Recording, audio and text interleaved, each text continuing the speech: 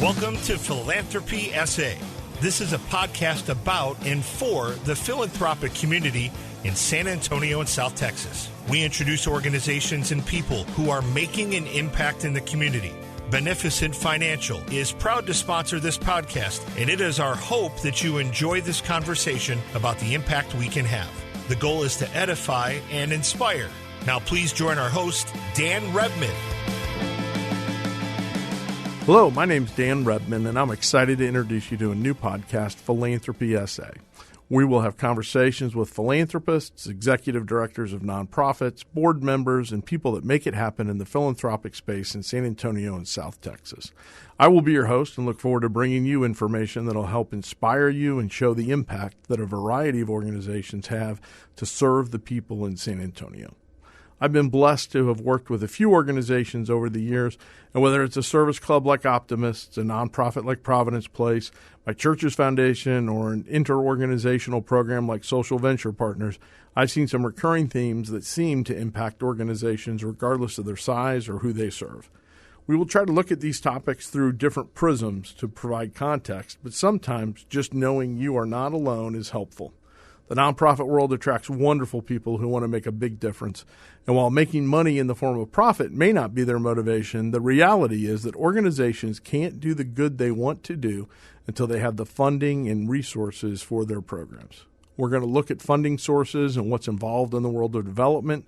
It's also important to know what motivates those who give selflessly to organizations that are having an impact. Another theme we will address is leadership.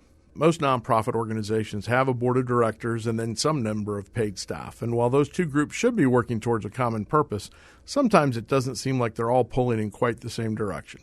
We will be talking about things like board engagement and the responsibilities of being on a board. I've heard it said that board members are all about the W's. Those are work, wisdom, and wealth. You need all of those represented on your board, and most people have a primary focus on one of those three. Leadership continues within the organization. We know that burnout in the nonprofit sector is a very real problem. Likewise, getting the staffing piece correct is far easier said than done.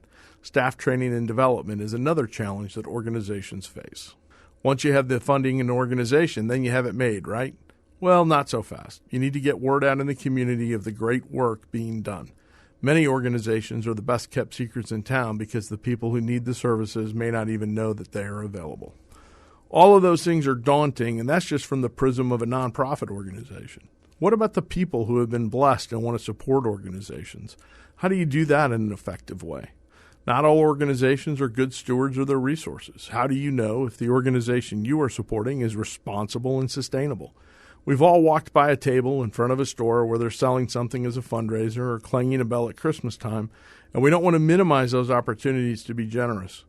But to truly make a difference, to move the needle, as one of my philanthropist friends says, requires more than just a checkbook and a big heart. It means examining outcomes and looking for ways to make things even better. Of course, speaking of checkbooks, there are other ways to help fund a philanthropic goal. And if you have not yet been blessed to be able to help financially, you can do it through volunteering and bringing your unique skill set to organizations that need your help. You may have other resources that can help organizations as well. 80% of people's wealth isn't in cash or money markets, but the majority of charitable donations are in the form of cash. Being a philanthropist doesn't just mean wealth. It means a mindset. It means a willingness to sacrifice for the benefit of others. Wow, this is sounding like a lot of stuff that we're going to be talking about. I'm getting excited and a little intimidated just thinking about all of this. Fortunately, I won't be alone. We will be bringing guests to talk about all these things and more. Some will be from the agencies that do so much to improve our communities. Some will be from the granting community who help provide the funding. And then finally, some will be from professions that keep the wheels of philanthropy turning. I hope you're going to be able to join us. We will be featuring people who love our community and want to make it a better place to raise a family, run a business, and love one another. As your host, my job will be to bring those interesting people to you to edify and inspire.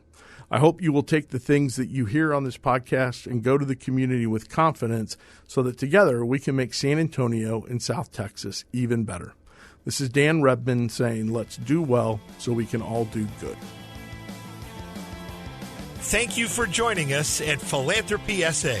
We hope you found something to inspire you during today's conversation. If you know organizations and people who are making an impact in the community, we would love to hear about it. Until next time, do well so you can do good.